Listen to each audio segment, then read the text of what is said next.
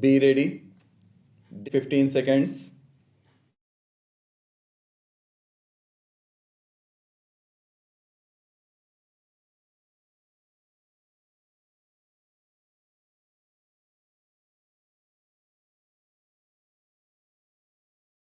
Madam, I support this bill, but at the same time, I would like to draw the attention of the government on certain important issues. This enactment is now repealing the earlier enactment, which was a very successful enactment made during the period of Srimati Indira Gandhi when she implemented the 20-point program. The Standards of Weights and Measures Act was brought by her. It gave a lot of strength to the common man and consumers. Throughout India, people were very happy that they are going to get clear weighed measures and they are going to get the materials in a proper method. That was also imposed as part of the successful emergency rule. But at the same time, the enforcement was subsequently made by way of another enactment during Sri Rajiv Gandhi's period. Now we are taking both the enactments together in the new bill.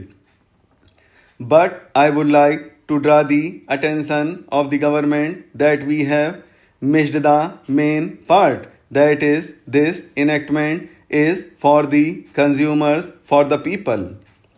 But there is no participation for the consumers or for the people in any of the positions throughout the enactment.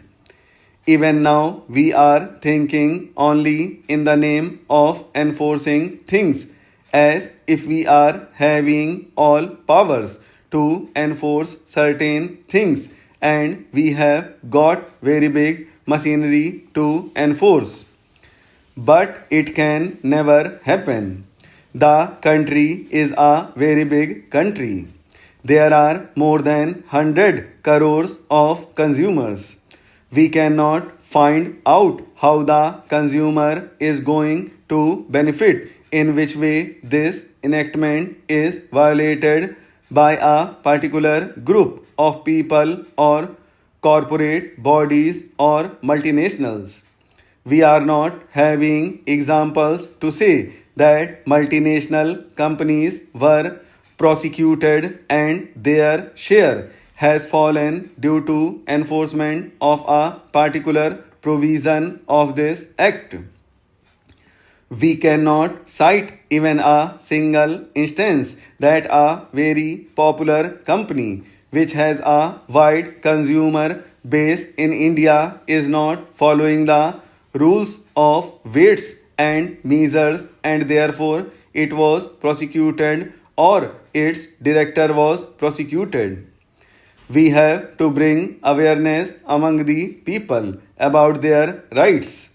We can very easily say that print and electronic media fight every time to increase their ratings.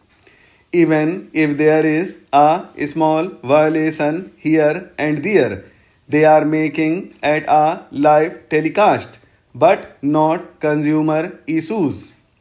It is only the government's agencies which are bringing awareness among the people. They are telecasting advertisements. They are educating consumer how to measure a particular product and see whether it is properly measured or properly packed. They also educate that if there is any violation, the consumer can go to the consumer court and claim damages. Similarly, if you think the other way, then the consumer who is affected by that, who is not getting a proper measure or weight of a particular product, after spending some money, and if he is not satisfied, he should have a right to prosecute that retailer of the company which has that brand name, or the person has pegged it or weighed it, or who has certified it. Here we are not giving that right to the consumer. The consumer participation is totally absent in this bill. We have to draw inspiration only from the Consumer Protection Act.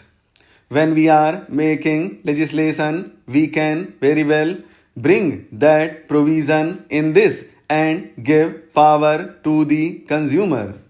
When you are giving power under clause 15 of the bill, I hope the Honorable Minister can understand the common man. Therefore, the common man has to be heard. I hope the Honorable Minister might have noted this.